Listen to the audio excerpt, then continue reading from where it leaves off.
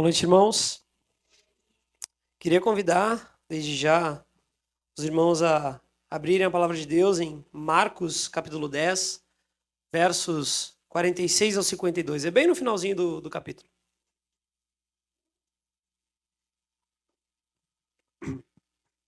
Marcos, capítulo 10, versos 46 ao 52.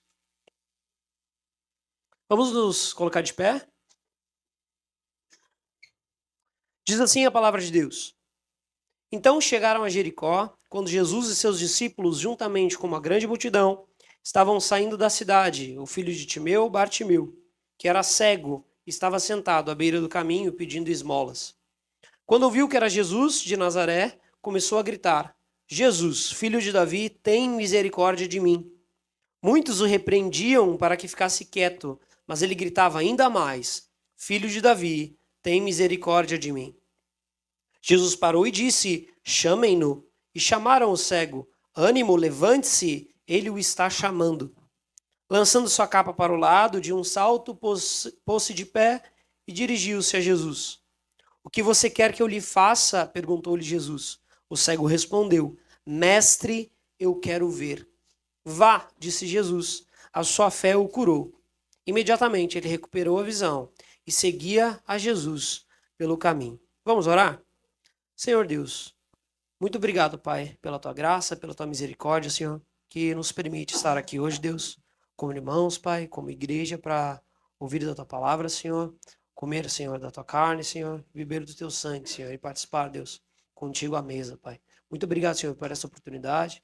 Nós te pedimos, Senhor, esteja conosco, fala conosco também através da tua palavra, Senhor. Abençoe a minha vida, Senhor, e me use, Pai, como proclamador do teu evangelho, Deus, em nome de Jesus. Amém. Os irmãos podem sentar. Irmãos, hoje a gente vai dar continuidade falando sobre os valores compartilhados das igrejas Graça Soberana. Hoje a gente vai trabalhar o segundo valor. Vai lá. O segundo valor, que é doutrina e pregação centradas no Evangelho. A gente já trabalhou algumas características do que de fato é ser igreja, desde o que todas as igrejas locais da terra são, mas também o que a nossa igreja tem especificamente de diferente. O que a gente acredita, o que a gente tem como central para a nossa fé. E hoje a gente vai trabalhar a doutrina e a pregação centradas no Evangelho. Eu queria ler para vocês o parágrafo que as igrejas Graça Soberana eles têm como documento, e diz assim: cremos que o Evangelho, a boa notícia da atividade salvadora de Deus em Jesus Cristo, é o ápice de seus atos redentores. O centro da história da Bíblia e a mensagem essencial para a nossa fé, vida e testemunho. Estamos comprometidos a pregar o Evangelho, a cantar o Evangelho, a orar o Evangelho e a edificar nossas igrejas sobre o Evangelho. Nossa fundamental esperança em tudo que fazemos não são nossos planos e labor, mas a vida perfeita, a morte substitutiva, a ressurreição vitoriosa e a gloriosa ascensão de Jesus Cristo. Eu queria separar o sermão em alguns momentos, para que a gente de fato saiba e para que os irmãos saibam efetivamente o que é uma doutrina centrada no Evangelho e o que é uma pregação centrada no Evangelho. A gente precisa de uma definição do que é Evangelho. E é isso que a gente vai fazer no primeiro momento. Depois, eu quero dar exemplos de doutrinas que não são centradas no Evangelho, bem como doutrinas que são centradas no Evangelho, e a mesma coisa com pregações. Daí sim, a gente vai para o texto de Marcos 10, onde eu quero dar um exemplo de como alguém poderia simplesmente pegar o texto para falar o que quiser e fazer alguns pontos sem o Evangelho. Então, a gente, de fato, aplicar o Evangelho a partir do texto de Marcos 10. A nossa igreja, desde antes mesmo da gente já conhecer a Graça Soberana, desde antes do Jader conhecer o Burt, enfim, esse já era um valor que a gente tinha acho que desde que ele fundou a igreja, desde que ele e a Andressa iniciaram o trabalho, o Projeto Casulo ainda, na casa deles, enfim, na Cidade Baixa, já era um valor. Os irmãos que fizeram a entrevista de novos membros sabem que pelo menos a galera que chegou comigo e com a Amanda, sabem que a pergunta que a gente inclusive aterroriza a galera um pouco, é justamente a pergunta: o que é o Evangelho? Porque, de fato, todo membro da nossa igreja, a gente preza por isso, que cada um saiba responder essa pergunta. O que é o Evangelho? E parece, às vezes, inclusive, um assunto meio repetitivo. Só que eu brinco com os parentes da Amanda que vão lá em casa, que quando a gente vai conversar sobre isso, e eu brinco com a pergunta do que é o Evangelho, a gente começa a conversar, eu sempre digo, essa é a pergunta mais importante da sua vida. Essa é a pergunta mais importante da tua vida. É, de fato, aquilo que vai salvar a nossa alma. Talvez não é a pergunta que vai trazer muito afago para o seu coração na sua dificuldade financeira, no seu milagre, porque, enfim, não é efetivamente isso que o Evangelho busca, muito embora Deus possa fazer isso. Mas a mensagem do Evangelho é aquilo que salva nossas almas da ira de Deus. E hoje, pela graça de Deus, novamente a gente vai falar do Evangelho. Eu queria trazer uma definição, e a gente vai trabalhando em cima dela, e depois eu dou uma definição um pouquinho mais simples, para que a gente tenha pelo menos como iniciar o assunto, mas o Evangelho, ele é a boa notícia para uma má notícia. A palavra Evangelho, principalmente no primeiro século e um pouco antes disso, era teoricamente utilizada para vitórias em guerras. Então chegava o mensageiro na cidade e gritava Evangelho, Evangelho, Evangelho, que era a boa notícia de que a guerra e aquele rei daquela cidade, daquele povo, teria vencido a guerra. Bem como nascimento de imperadores ou ainda alguma vitória política. A partir do primeiro século, a palavra, a partir dos adjetivos também que foram utilizados pelos discípulos, foi tendo uma conotação muito mais cristã. E a literatura cristã hoje praticamente adotou esse termo, que é difícil ver ele fora, efetivamente, da literatura cristã. Então, com os escritos do Novo Testamento, com os adjetivos que colocavam, então, Evangelho do Reino, Evangelho de Jesus Cristo, o Evangelho de Deus, o Evangelho de Jesus Cristo, e assim vai indo, colocaram o adjetivo e adotaram essa palavra para a literatura cristã. E a gente precisa dizer que, antes de explicar uma boa notícia, eu preciso dizer por que eu preciso de uma boa notícia. Eu preciso de uma boa notícia para má. E a má notícia, irmãos, está em Romanos 3, 23. Eu vou citar alguns textos aqui, caso vocês queiram anotar, enfim, mas são vários textos. Mas a má notícia, efetivamente, que a gente precisa ter em mente é a realidade do nosso pecado contra Deus. Todos nós, independentemente de raça, gênero, onde nasceu, não importa, todos nós pecamos contra Deus. Romanos 3, 23 diz o seguinte, pois todos pecaram e carecem da glória de Deus. Paulo ainda em Efésios 2 vai dizer, vocês estavam mortos em suas transgressões e pecados. Colossenses 1, 21. Antes vocês estavam separados de Deus e em suas mentes eram inimigos por causa do mau procedimento de vocês. Adão, em Gênesis 3, juntamente com Eva, eles desobedecem a Deus. Eles desobedecem a Deus e o fato é que agora a morte entra no mundo, e é isso que Paulo fala também em Romanos, que por um só homem a morte entrou no mundo. E a culpa é de Adão, é de Eva, mas também é nossa. Porque seria muito fácil a gente culpar os outros e falar, poxa, ele que peca e eu que sofro o pênalti. Mas não, todos nós aqui sabemos naquilo que pecamos. De fato, é uma descendência, e nós todos descendemos de Adão e Eva, e a gente herda esse pecado. Mas, de fato, o nosso pecado contra Deus é a realidade mais dura de se aceitar, mas é que a gente deve aceitar antes de receber uma boa notícia. É que nós estamos separados de Deus, estamos debaixo da ira de Deus, sendo merecedores dessa ira. Nós somos merecedores da ira de Deus, de modo que nós não temos como nos salvar. E essa é a segunda má notícia. A primeira é que todos nós somos pecadores. E todos nós pecamos contra Deus. E a ofensa, e eu brinco com os meninos geralmente, é que a ofensa, a gravidade ela é baseada não efetivamente no quão a gente acha horrível aquilo que a gente pode ter feito, mas contra quem a gente fez. Então eu brinco com os meninos, uma coisa é chutar o Jader e sair correndo.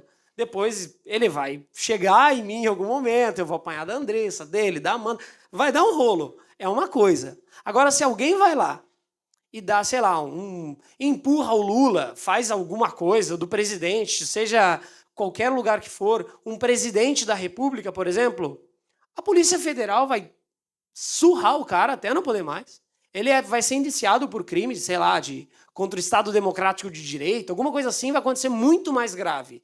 Porque uma coisa é a gente fazer algo contra um civil comum. Agora, contra aquele que é a maior representação do nosso país, é outra coisa. Depende do ofendido. E o fato é que a gente não ofendeu o presidente da República. A gente ofendeu a Deus com o nosso pecado. O que é muito e absolutamente muito pior. Deus, ele sendo santo e eterno, faz com que a nossa dívida com ele seja eterna. O nosso pecado não é santo, mas a nossa dívida é uma dívida santa, que somente com santidade pode ser paga.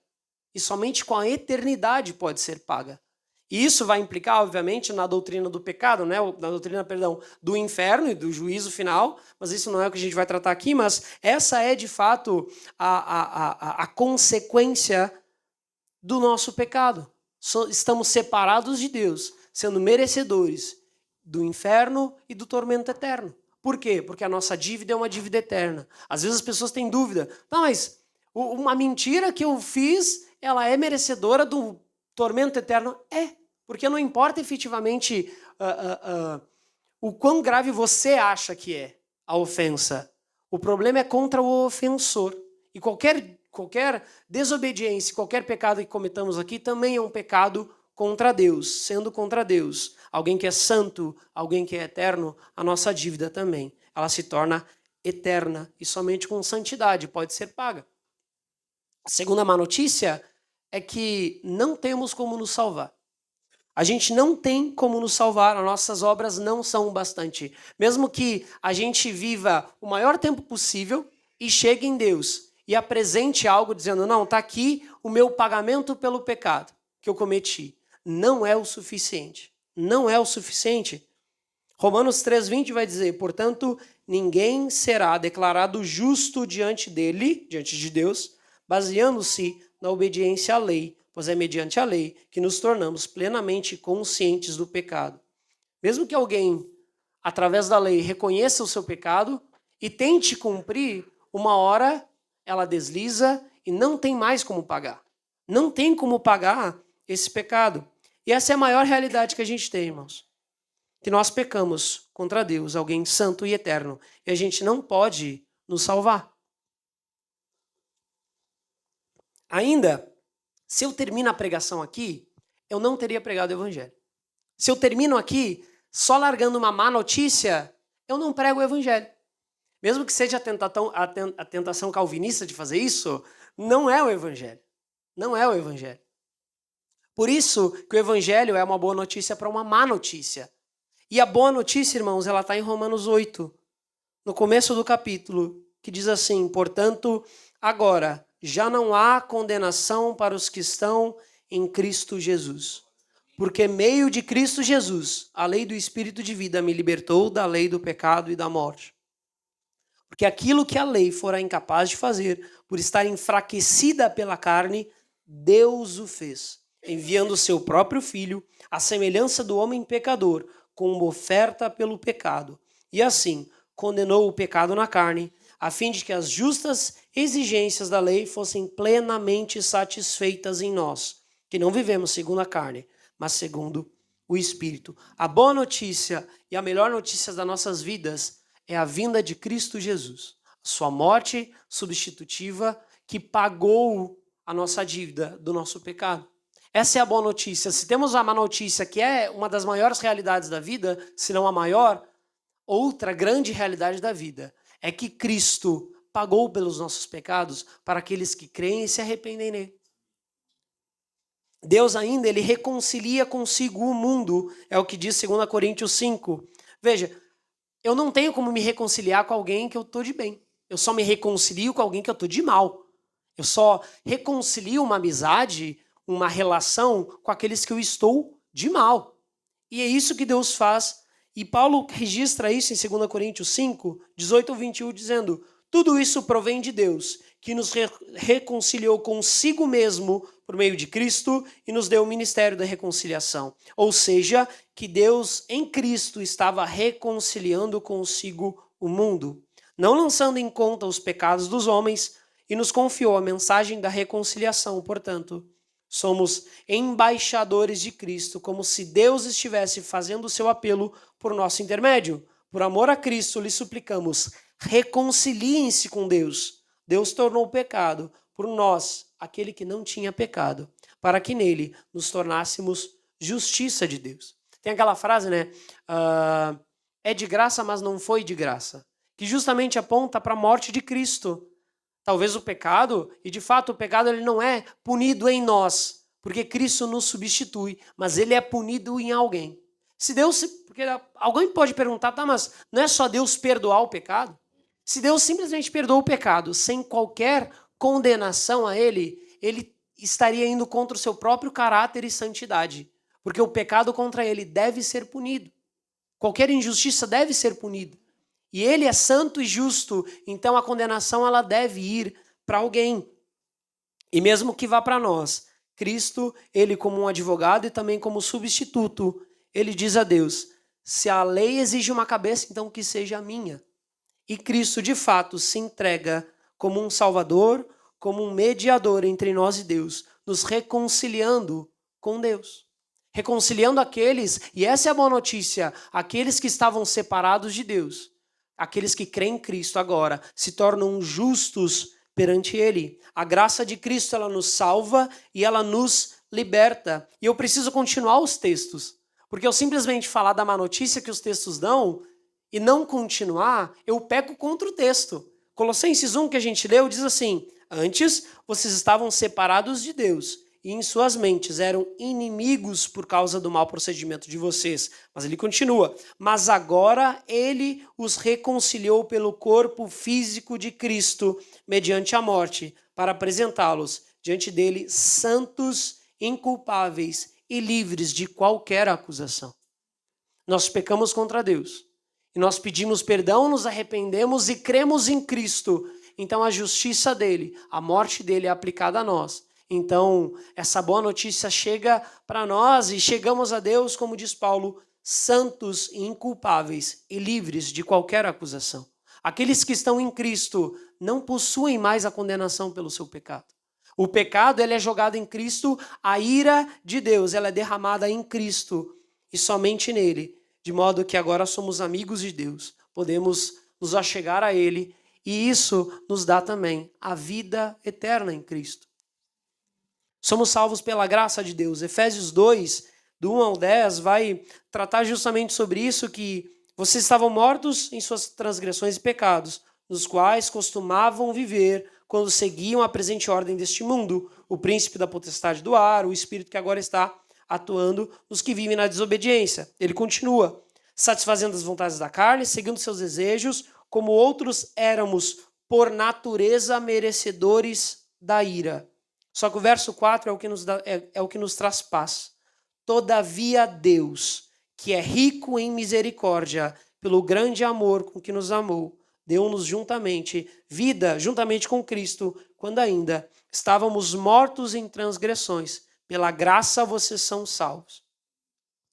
A ideia de Efésios 2 é como se, e geralmente a galera pensa que salvação é como se a gente estivesse no mar, quase para afundar, chega um barquinho, a pessoa vai lá, toca um bote e você escolhe se você agarra ou não. Só que a realidade de Efésios 2 é diferente. A ilustração é mais como se a gente tivesse afundado no mar, preso, sabe aquelas bolas de ferro que geralmente prendem barco e tal? Como se cada uma tivesse presa no braço direito, esquerdo, perna direita, esquerda, afundado no mar, e Cristo ele não somente joga uma boia, porque se ele fizesse isso, a gente não tinha como pegar. Estamos mortos, morto não escolhe. O que Deus faz? Ele pula justamente nesse mar de pecado que estamos afundados e ele nos salva, ele nos resgata. Nós estávamos perdidos e nós que fomos achados. Não achamos a Deus, ele nos procurou primeiro, mesmo que nós tenhamos o rejeitado primeiramente. Só que essa é a boa notícia de Deus para aqueles que creem em Cristo e têm um coração arrependido. Esses são salvos da ira de Deus. Ainda, irmãos, a salvação ela não possui somente aspectos terrenos, mas eternos. Se a nossa esperança, e isso é o que Paulo vai falar em 1 Coríntios 15, se a nossa esperança ela se resume somente a essa terra, somos os homens mais tristes que existem. Ele diz, se não há ressurreição, comamos e bebamos, porque amanhã morreremos. Comamos e bebamos, porque amanhã morreremos. Só que, de fato, irmãos, o Evangelho, ele traz a boa notícia de que somos resgatados com Cristo para vivermos com Ele eternamente. Através da ressurreição de Cristo e sua ascensão, a gente tem a certeza de que um dia nós seremos como Ele, seremos incorruptíveis, isso é, nós não pecaremos mais, porque o pecado, ele enfim será vencido no juízo final. Então a gente estará com Deus num lugar onde não há mais morte, nem choro, nem pranto, nem dor. Porque tudo isso e toda a primeira ordem já passou. Irmãos, por fim, uma definição básica para que a gente entenda, e para aqueles que querem fazer parte da igreja, eu sugiro essa definição, caso alguém queira anotar, que foi a definição que eu peguei do primeiro curso de membros, quando ainda era na Cidade Baixa, o primeiro que a gente fez, que diz assim, o Evangelho é a boa notícia de que Deus, através de Cristo Jesus, salva pecadores e um dia restaurará esse mundo. O Evangelho é a boa notícia de que Deus, através de Cristo Jesus, salva pecadores e um dia ele vai restaurar este mundo. Irmãos, nós precisamos saber responder essa pergunta. O que é o Evangelho? O Evangelho é a boa notícia de que Deus, ele me resgatou do meu pecado contra ele mesmo. Ele me resgatou. Eu estou salvo da ira de Deus. E isso tem que trazer afago para o nosso coração, esperança para a nossa alma, de que um dia nós estaremos plenamente vivos e com Ele eternamente. Irmãos, eu queria dar alguns exemplos de doutrinas que não são centradas no Evangelho. A primeira e eu vou falar duas que são as mais famosas, que pelo menos as que estão mais em alta, que sim, são, as heresias do bem, eles vão dizer. O evangelho coach, irmãos, ou a teologia do coach, evangelho da hipergraça, enfim, chame de que quiser, mas o evangelho que traz uma boa notícia e não amar. É um evangelho que diz que você é amado e perdoado, mas não te diz do que você foi resgatado. E nem a que preço isso foi conquistado. Não coloca Cristo numa cruz. Coloca ele como um super gente boa que te abraça independentemente da sua vida. Independentemente se você busca santidade ou não. É um evangelho que não te traz para o discipulado, isso é, não te convida a negar a sua vida anterior e nem te convida a carregar a sua cruz. É o evangelho que ele vai afagar seu coração, ele vai te emocionar, vai te motivar, vai te dizer que tu é amado, ele vai esquentar o seu coraçãozinho, mas ele não salva a sua alma. É um evangelho que é pela metade. E uma verdade que é pela metade, na verdade, é uma mentira. É simplesmente uma mentira. Eles omitem a realidade do pecado e não leva pecadores ao arrependimento e a ter um coração arrependido. Outro ainda, que esse de fato é um pouco mais escrachado, que é a teologia da prosperidade. Ela vai dizer que Deus quer que você seja rico, vai dizer que você tem que ser cabeça e não cauda, vai dizer que Deus vai realizar seu milagre, que Deus tem que te abençoar, que a tua vitória tem sabor de mel. É nesse nível. Geralmente é um evangelho mais triunfalista, só que leva o discípulo a fazer de Deus simplesmente um instrumento. Deus ele se torna um meio para um fim, que o fim é a minha bênção própria, aquilo que eu quero, aquilo que eu desejo. Cria discípulos que eles alimentam mais um coração idólatra por dinheiro ou por qualquer outra coisa, mas não criam discípulos que de fato se rendem a Deus e buscam santidade. O tipo de evangelho em que acreditamos e ensinamos determina diretamente o tipo de discípulos que produzimos. Se a gente produz, se a gente ensina, se a gente acredita em um evangelho que afaga o seu coração, que não te confronta, que não diz que você precisa se arrepender dos seus pecados, a gente cria discípulos que não negam a si mesmos, que não destroem os ídolos dos seus corações e não carregam a sua cruz. Não convidar para o discipulado, não convidar para a santidade, é um erro que muitas vezes a gente erra simplesmente por não querer dar uma má notícia. Só que para essa má notícia existe uma boa, então não faz nem sentido não falar das duas. Não faz nem sentido. Talvez porque parece um pouco mais digerível, parece um pouco mais legal. E de fato, se a gente estivesse trabalhando nesse tipo de evangelho, talvez a igreja não tinha 35 pessoas, tinha 95. Só que a gente decide ser fiel a Deus e à palavra de Deus. A gente não quer encher igrejas de discípulos que um dia, por qualquer coisa, dão as costas para Cristo. Isso não é um discípulo. Um discípulo, de fato, apesar do sofrimento, apesar dos seus altos e baixos, segue a Cristo com a fé e somente pela fé, acreditando que um dia não haverá mais morte, nem choro, nem dor. É isso que a gente prega, é isso que a gente busca pregar aqui, pela graça de Deus. Queria dar agora duas doutrinas que são de fato focadas e centradas no Evangelho. A primeira é a justificação somente pela fé. Romanos 5, 8 e 9 diz: mas Deus prova o seu amor, seu próprio amor para conosco, pelo fato de Cristo ter morrido por nós, quando ainda éramos pecadores. Logo, muito mais agora, sendo justificados pelo seu sangue, seremos por ele salvos da ira. O texto ainda de que Lutero, quando vira a chave e ele inicia a reforma em 1500, diz o seguinte: não me envergonho do evangelho, porque é o poder de Deus para a salvação de todo aquele que crê, primeiro do judeu, depois do grego, porque no evangelho é revelada a justiça de Deus, uma justiça que do princípio ao fim é pela fé. Como está escrito, o justo viverá pela fé. Você pode me perguntar, tudo bem, eu entendo essa boa notícia e amar também, mas como é que eu recebo isso? Não precisa comprar nada? Não precisa passar na maquininha? Não. É crer em Cristo e se arrepender dos seus pecados. De fato, a caminhada a gente não pode prometer que é uma caminhada super alegre, que é uma caminhada super good vibes. Não tem como. Não tem como. De fato, o sofrimento ele vai bater na sua porta, o sofrimento e a desilusão, as dores, elas vão bater na nossa porta. Só que a nossa esperança, ela é muito maior do que qualquer outra coisa que a gente possa possuir aqui dentro dessa terra. E a gente adquire isso crendo em Cristo, se arrependendo dos nossos pecados, e essa é uma mensagem para todos nós, independentemente de onde estivermos, a justiça de Deus, ela é derramada em nós, a justiça de Cristo, ela é atribuída a nós, quando nós cremos nele e nos arrependemos de nossos pecados. Se éramos mentirosos, agora não somos mais. Se éramos orgulhosos, agora nós buscamos a humildade de Cristo. Se éramos irados, agora nós buscamos a mansidão. E isso aponta para a segunda doutrina que eu queria falar, que é a santificação.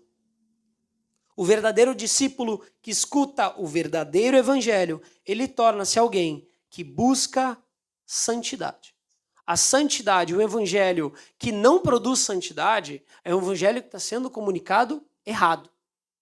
Um discípulo que diz ser discípulo, mas diz que não precisa mais destronar os seus próprios ídolos do coração e não precisa mais buscar a santidade, não é um verdadeiro discípulo. E isso a Bíblia deixa isso claro. Hebreus 12, 14, esforcem-se para viver em paz com todos e para serem santos. Sem santidade, ninguém verá o Senhor.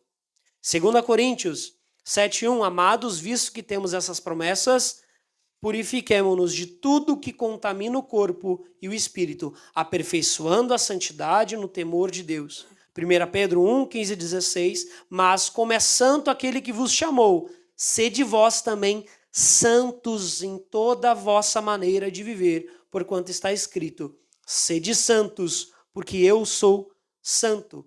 Agora que vocês foram libertos do pecado e se tornaram escravos de Deus, Romanos 6, 22, o fruto que colhem leva à santidade e o seu fim é a vida eterna.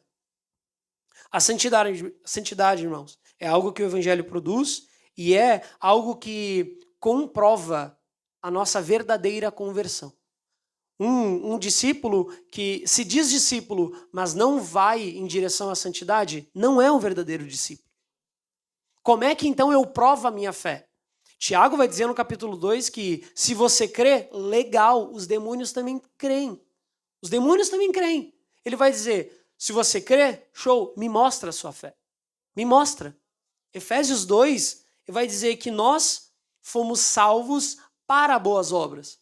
A resposta do evangelho que nós temos que ter, além de um coração arrependido e fé, é uma fé vibrante que trabalha. Trabalha na santificação, trabalha para a comunhão e trabalha para boas obras. Pregação do evangelho, para boas obras da comunicação desse evangelho, para a construção de uma igreja, para seja uma boa vida e uma vida de santidade dentro de casa. Tem um vídeo do Augusto Nicodemos que ele diz, eu não importo se você expulsa demônios, faz os cegos verem, faz os aleijados andarem, eu me importo em como, isso é que me impressiona, como é que você trata a sua esposa dentro da sua casa. Como é que você trata o seu marido dentro de casa. Como é que você trata as pessoas quando ninguém está vendo? Como é que você trata as pessoas que estão abaixo de ti dentro do trabalho? Ou como é que você trata aquelas pessoas que você não gosta? É isso que vai impressionar, é isso que vai demonstrar de fato se a nossa fé está sendo vivida. Não adianta nada eu falar de misericórdia e eu não agir com misericórdia. Não adianta nada eu falar sobre amor e não agir com amor. Não adianta nada eu pregar o evangelho e eu não viver o evangelho.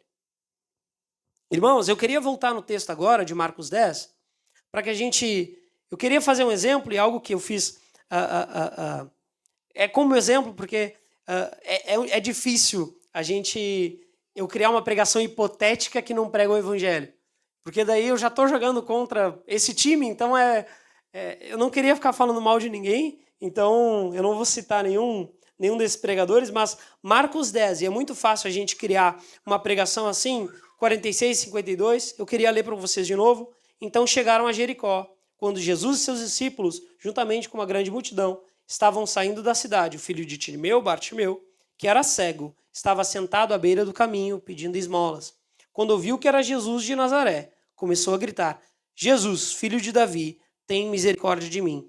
Muitos o repreendiam para que ficasse quieto, mas ele gritava ainda mais, filho de Davi, tem misericórdia de mim. Jesus parou e disse, chamem-no, e chamaram o cego, ânimo, levante-se, ele o está chamando. Lançando a sua capa para o lado, de um salto pôs-se de pé e dirigiu-se a Jesus. O que você quer que eu lhe faça? Perguntou-lhe Jesus. O cego respondeu, mestre, eu quero ver. Vá, disse Jesus, a sua fé o curou. Imediatamente ele recuperou a visão e seguia a Jesus pelo caminho. Uma pregação que não é centrada no evangelho poderia, possivelmente, ter os seguintes pontos. O primeiro, fique atento às oportunidades, então Deus lhe abençoará. Fique atento às oportunidades. Aquele cego, ele estava na entrada do portão e seria a última vez que Cristo passaria por ali. Se ele não aproveita e não começa a gritaria dele, ele não teria a benção dele. Então a pessoa vai dizer para você, fique atento às oportunidades que Deus vai te abençoar.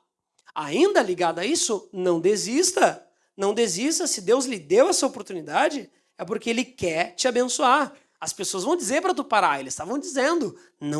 Estavam dizendo para ele desistir, para ele calar a boca. Não pare que Deus é contigo. É isso que as pessoas vão lhe dizer. E é algo muito mais, que te pega muito mais, te motiva. Ainda vão dizer para ti, se você precisa de um milagre, grite para quem pode realizar seu milagre. Cristo Jesus. Grite para Jesus, ele vai te olhar, ele vai te abençoar e ele vai fazer o seu milagre. Veja, se eu afirmo isso com tanta convicção, como é que alguém não vai acreditar nisso? Numa multidão de fiéis que creem e confiam efetivamente naquele que prega, é fácil eu plantar no coração das pessoas uma esperança que não leva à vida eterna, mas leva elas para buscar somente os seus desejos e aquilo que elas precisam ou acham que precisam. Dentre vários problemas, irmãos, a maior delas é onde essa mensagem coloca o seu coração. Irmãos, a gente crê que Deus ele pode abençoar financeiramente, Ele pode fazer milagre, ele pode curar a sua saúde física, emocional, a gente crê, a gente ora por isso, a gente busca isso, mas a gente não pode ficar aqui afirmando que Deus vai fazer isso. A gente não pode afirmar isso categoricamente, dizendo que Deus vai 100%. Eu vou colocar o seu coração, onde, de fato, a Bíblia não coloca o seu coração. O maior milagre que a gente tem, por fim, é o próprio Cristo. O milagre, efetivamente, e os bíblicos também, eles não eram um fim em si mesmo. Eles apontavam para alguém, para o próprio Cristo. Eles apontam para Cristo. Lutero, ele tem uma frase muito interessante que diz assim: qualquer ensino que não esteja de acordo com as Escrituras deve ser rejeitado, mesmo que se faça chover milagres todos os dias. Irmãos, eu não posso como pregador, o Jader não pode como pregador, o Wesley, o Jonathan, qualquer um que vem aqui pregar não pode colocar no seu coração as esperanças erradas de que Deus vai fazer qualquer coisa que ele não prometeu que faria. A nossa esperança, ela tem que estar naquilo que Cristo já fez, e a cruz é o nosso maior milagre, é o maior milagre que a gente pode receber, é a cruz de Cristo. E na promessa, isso nós podemos prometer, que é aquilo que Cristo já prometeu, a sua presença até a consumação dos séculos. Até a consumação dos séculos, Cristo ele prometeu que estaria conosco. Essa é a promessa que a gente pode fazer e a gente deve fazer. Uma pregação, irmão, centrada no Evangelho teria, por exemplo, os seguintes pontos. Eu não posso repregar tudo, mas, primeiro, apontaria para a necessidade de salvação por outro. Quando ele grita, filho de Davi, tenha misericórdia de mim, ele reconhece o título messiânico de Deus, o título messiânico de Cristo, que é filho de Davi. Aponta lá para a promessa que Natã faz a Davi de que o reino dele seria eterno. Filho de Davi significava um termo messiânico de que aquele era quem salvaria o povo de Israel. Ele confiava naquele Cristo. Ele sabia também dos seus ensinos, inclusive os ensinos sobre misericórdia. Ele reconhecia que Cristo era o Deus misericordioso. O Deus misericordioso. Mesmo que os discípulos dele, que estavam com ele, tenham dito e não tenham, de fato, praticado essa misericórdia para com o cego Bartimeu, ele continuava: filho de Davi, tenha misericórdia de mim. Quando ele vai falar com Jesus, Jesus pergunta: o que tu quer que eu te faça? Ele responde: mestre, eu quero ver. A primeira palavra, mestre, já vai conotar dependência. É somente ele. É este mestre que eu quero seguir, é esta pessoa na qual eu preciso. Ele vai reconhecendo a Cristo como o único aquele que ele seguirá e aquele que pode salvar a sua vida. Enfim, a salvação e o seguir a Cristo, ele sabia. E a capa que ele tinha, quando o texto diz que ele larga a sua capa, se coloca de pé e vai a Cristo, possivelmente era a coisa mais valiosa que ele tinha. A capa que ele possuía era a única coisa que ele possivelmente tinha de valor. E ele larga isso e vai até Cristo. E o texto no final vai dizer, ele começou a enxergar imediatamente, e o que ele faz? Ele seguia a Cristo. Primeira coisa, a salvação, ela vai vir de outro, não da gente. E é isso que ele reconhecia. A Cristo como um salvador. A sua fé te curou, ou ainda, a sua fé o salvou. Porque ele tem tanta fé naquele que de fato pode curar, mas ele não para por aí. Não é como os 10 leprosos, que somente um volta. Desses 10 leprosos, somente um foi salvo, efetivamente. Só um foi verdadeiramente curado, que foi o que voltou em Cristo e seguia. Depois começou a falar para ele, falar dele para um monte de gente. A mesma coisa acontece com o cego Bartimeu. O que acontece para nós, uma aplicação para nós desse texto? Somente Deus, somente Cristo nos cura da nossa cegueira espiritual. Somente Ele tira a venda dos nossos olhos para reconhecer a Ele como Senhor e Salvador das nossas vidas. Mesmo que a gente tenha que largar a nossa capa, isso é, toda a vida de pecado que a gente tinha, toda a vida talvez de valor que a gente tinha, se a gente presta atenção, Marcos 10 inicia com um texto de jovem rico. E o jovem rico, o que ele não consegue fazer? Largar aquilo que ele tinha. No final termina com o quê? Um cego que larga aquilo que ele tinha, aquilo que protegia ele do frio, das mudanças climáticas, e ele segue a Cristo, independentemente daquilo que poderia acontecer com ele. O fato dele ser cego indicava que ele era um pecador para os judeus. Em outro texto, chegam os discípulos dizendo: olha, tem um cego, quem pecou, ele ou a sua família? Era, de fato, ser cego era um indicador de que ele estava em pecado. E ele reconhece a sua dependência e somente vai para aquele que pode efetivamente dar a salvação e curar a ele. Nós somos o cego Bartimeu. E nós precisamos reconhecer a Cristo como o filho de Davi, o único Deus misericordioso que pode salvar as nossas vidas e abrir os nossos olhos espirituais para vê-lo como o Senhor e Salvador das nossas almas. Irmãos, eu tenho umas aplicações, então nós terminamos. Primeira, que é a de fato a mais importante, irmãos, arrependa-se e creia no Evangelho. Para todos nós. Para todos nós. Arrependa-se e creia no Evangelho. Nosso pecado contra Deus é uma grande realidade, assim como a misericórdia de Deus para aqueles que creem nele, para aqueles que se arrependem dos seus pecados. É também uma grande realidade. Essa é a mensagem mais importante das nossas vidas e das nossas almas. Todos os dias a gente precisa lembrar do Evangelho. A gente, de fato, lembra todo domingo que a gente vem no culto, porque a nossa igreja busca ser centrada no Evangelho, em suas pregações e naquilo que nós acreditamos. Por isso que doutrina é importante. Se a gente tem um pressuposto, isso é, se o nosso fundo daquilo que a gente pensa como igreja, daquilo que a gente pensa como pregação, for outra doutrina que não algo centrado no Evangelho, nós não pregaremos o Evangelho. E essa mensagem da boa notícia de que Deus salva pecadores como eu e você não será pregada todos os dias e você não vai lembrar disso durante a sua semana. Você não vai buscar isso e não vai buscar ser um discípulo, não vai buscar ser alguém que segue efetivamente a Deus. Arrependemos-nos, todos nós. Pedimos perdão para os nossos pecados e cremos em Cristo. É isso que nos dá a salvação eterna. Irmãos, uma aplicação para nós, o Evangelho ele nos mostra que o pecado ele nos iguala. Ninguém aqui é superior a ninguém.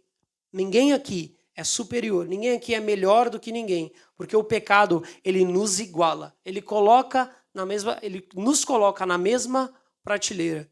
Ao mesmo tempo, ninguém aqui é inferior a ninguém. Todos nós somos filhos de Deus, resgatados em Cristo, para louvor e glória do nome dele. Irmãos, que possamos buscar sermos discípulos de Deus.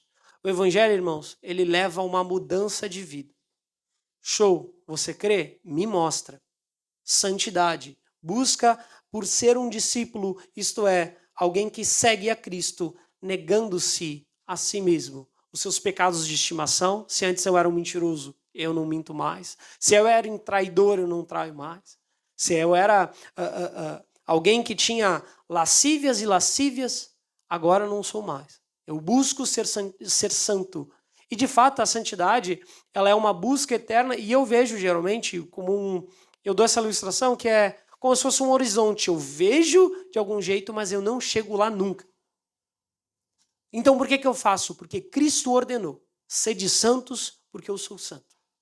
Busquem ser santos. A palavra nos manda e nos ordena a isso, sermos santos, porque Ele é santo. A santidade, irmãos, é só quando morrermos.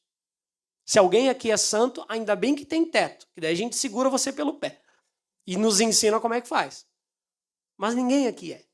Todos nós estamos na mesma prateleira. E todos nós devemos, como discípulos, ajudar uns aos outros, como igreja, a seguir melhor a Cristo. Exortando uns aos outros, consolando uns aos outros, corrigindo uns aos outros.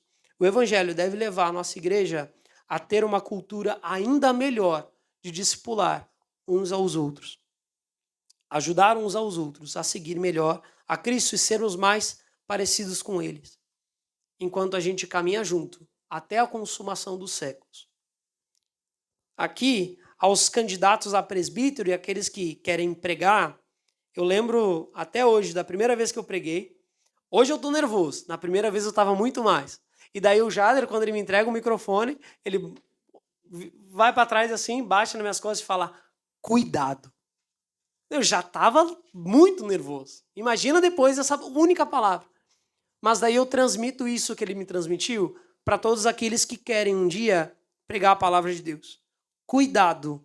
Essa é a sua responsabilidade. A saúde deste púlpito, dessa igreja, é da responsabilidade também, e eu já vou chegar na responsabilidade da congregação como inteira, mas é também daqueles que pregam, daqueles que estudam, daqueles que querem efetivamente comunicar a palavra de Deus na igreja. Tiago 3, versículo 1 diz, meus irmãos, não sejam muitos de vocês mestres, pois vocês sabem que nós, os que ensinamos, seremos julgados com maior rigor. No último dia, para quem prega o evangelho coaching, teologia da prosperidade, não importa, eles não vão chegar lá no último dia e encontrar com o Lucas furioso, porque eles fizeram um monte de atrocidade. Não, não. Eles vão encontrar com o próprio Deus cobrando efetivamente para quem eles comunicaram a palavra que não é o evangelho. A mesma coisa para nós. Se a gente não pregar o evangelho aqui, seremos cobrados por Deus. Seremos julgados com maior rigor. Isso deve nos dar temor, mas também deve nos levar a buscar ao evangelho e pregar o evangelho com toda a nossa vida, buscando a fidelidade da palavra de Deus. Aos irmãos da congregação, é sua responsabilidade o púlpito dessa igreja. A saúde do púlpito dessa igreja é da responsabilidade de cada um que está aqui. Não somente daqueles que vêm pregar, mas aqueles também que recebem a palavra. Se alguém aqui vier aqui e não pregar o evangelho, os líderes devem ser comunicados, o Jader deve ser comunicado, e essa pessoa precisa ser exortada em amor, precisa ser corrigida em amor. Os irmãos da congregação têm também essa responsabilidade. Se isso acontecer, se mesmo o Jader falhar nisso, ele deve saber. Se alguém não pregar o evangelho, essa pessoa precisa ser corrigida em amor. Ao mesmo tempo, a gente deve ser sábio nessa cobrança. Inclusive para aqueles que estão iniciando, como eu. Os irmãos permitiram com que eu errasse muitas das vezes. E isso eu agradeço. E para aqueles que ainda vão vir aqui, também nós devemos, isso parece advogar em causa própria, mas também dos meus irmãos que ainda vão chegar aqui. Que ainda vão também pregar a palavra de Deus. Mas ele falhou em algum momento. Corrigimos-nos em amor. Exortando uns aos outros em amor. Corrigindo em amor, para não matar o dom de alguém, mas refinar o dom de alguém. Não, a gente não tem como ter diversos pregadores bons sem a gente permitir que eles errem e tropecem em algum momento. Claro, se alguém chegar aqui com uma heresia é uma coisa, mas nós devemos sempre prezar pela saúde do púlpito da nossa igreja. É isso que vai também transmitir toda a responsabilidade do evangelho para cada um que escuta. Se um dia, e quando a gente for para o novo prédio, a gente a palavra prostituirmos para qualquer outro evangelho, simplesmente por brilhar os olhos por um monte de gente que estiver chegando, e a gente não se manter fiel à palavra de Deus, seremos cobrados disso. Seremos cobrados disso, como líderes, como pregadores e como congregação. Irmãos, por fim, esperança. O evangelho, vocês têm que lembrar disso, eu tenho que lembrar disso todos os dias. Ele não é somente para essa terra, ele aponta para a vida eterna em Cristo Jesus. Eu não posso, irmãos, prometer que você vai ser curado, você vai ter o milagre financeiro que você precisa, que você vai receber tudo aquilo que o seu coração quer e seu coração deseja. Eu não posso. O que eu posso garantir é aquilo que Cristo nos garantiu, a sua presença até a consumação dos séculos. O nosso maior milagre das nossas vidas é o próprio Cristo. Ele sim nos garantiu a sua presença. Aqui e agora, e ainda mais visível no último dia. O maior milagre das nossas vidas é Cristo. Apocalipse 21. Então vi um novo céu e uma nova terra, pois o primeiro céu e a primeira terra tinham passado e o mar já não existia. Vi a cidade santa, a nova Jerusalém, que descia do céu da parte de Deus, preparada como uma noiva adornada para seu marido.